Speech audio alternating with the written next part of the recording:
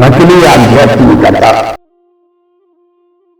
దివ్య ప్రేమ స్వరూపులారా, ఆధ్యాత్మిక మార్గం అనేది మహోన్నత కళాత్మక జీవన విధానం. అది అందరికీ అవగాహన కాదు, దానిని అందుకునే అవకాశం కూడా లేదు. భౌతికవాదం తారాస్థాయిలో ఉన్నప్పుడు శరీరం తప్పనిసరిగా బలహీనపడుతుంది. శరీరం బలహీనపడిందంటే మనిషి అంతరంగం కలుషితంగా ఉన్నట్లే. అంతరంగం కలుషితంగా ఉంటే ఆత్మస్థితికి చేరే అవకాశమే ఉండదు. ప్రస్తుతం ఆధ్యాత్మిక సంస్థలన్నీ ఆర్థికపరమైన అంశాలకు నిలయాలుగా మారుతున్నాయి. ఆర్థికపరమైన అంశాలు ఆధిక్యతను సంతరించుకున్న చోట ఆధ్యాత్మిక పురోభివృద్ధి ఉండదు. భౌతికపరమైన విస్తరణ కోసం పరితపించే ఆధ్యాత్మికవేత్తలు అంతరంగ శుద్ధి మీద తమ దృష్టిని కేంద్రీకరించే అవకాశమే లేదు.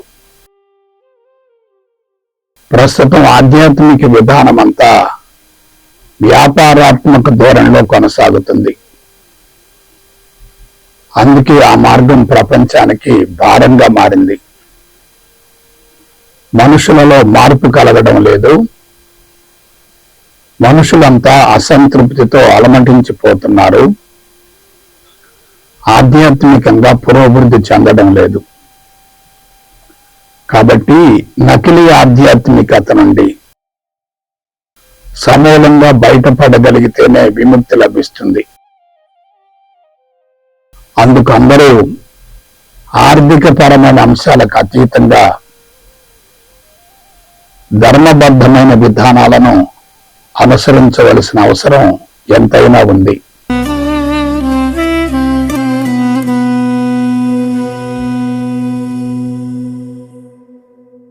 ప్రపంచాన్ని మార్చడం కానే కాదు. దివ్యాత్మ స్వరూపులారా, ఆధ్యాత్మిక మార్గంలోని కీలకమైన అంశం మనిషి తనను తాను సమూలంగా శుద్ధి గావించుకోవటమే. అది చాలా క్లిష్టమైన కఠినమైన విధానం. దానిని గురించి తెలుసుకోవడం చాలా సులభం, అనుభవంలోనికి పొందడం బహు కష్టతరం. ఎందువలన ఒక అభిప్రాయం ఏర్పడితే అది కొన్ని సంవత్సరాల వరకు కొనసాగుతూ ఉంటుంది. ఆ విధంగా అది అంతరంగంలో బలంగా లోతుగా నిక్షిప్తమై ఉంటుంది. దాని నుండి బయటపడటం చాలా కష్టం. ఉదాహరణకు, ఒక వ్యక్తి కులంలో ఇరుక్కున్నాడు అనుకోండి. జన్మలుగా తాను ఫలానా కులానికి సంబంధించినట్లుగా దృఢమైన అభిప్రాయం ఏర్పడితే అది వెంటనే ఎలా తొలగిపోతుంది? ముందు ఒక అభిప్రాయం ఏర్పడుతుంది, అది కొన్ని జన్మలుగా కొనసాగుతుంది. కాబట్టి దానిని ఆకస్మికంగా కరిగించడం సాధ్యం కాదు కదా. అందుకే అంతరంగాన్ని సమూలంగా శుద్ధి గావించుకోండి అని బోధించడం చాలా సులభం, అనుభవాన్ని పొందటం బహు కష్టతరం. ప్రస్తుతం ఆధ్యాత్మిక ప్రచారం విపరీతంగా జరుగుతుంది, కానీ మనుషులలో మార్పు రావటం లేదు.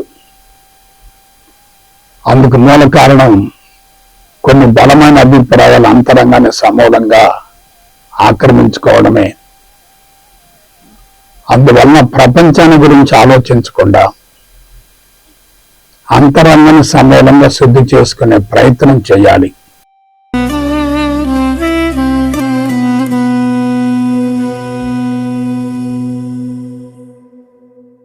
బోధన ముఖ్యం కాదు.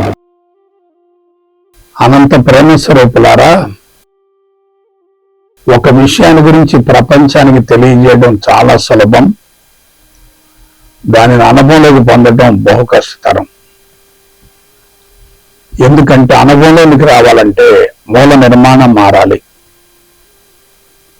జన్యుపరమైన మార్పు రావాలి. అందువల్ల తెలుసుకోవడం ముఖ్యం కానే కాదు, దానిని జీవితానికి అనుభవించుకోగలగాలి. ప్రస్తుతం ప్రపంచవ్యాప్తంగా సాధన చేయమని, ఆధ్యాత్మిక విధానాన్ని అనుసరించమని ముమ్మరంగా ప్రచారం జరుగుతుంది. కానీ అంతరంగం మాత్రం శుద్ధి కావడం లేదు.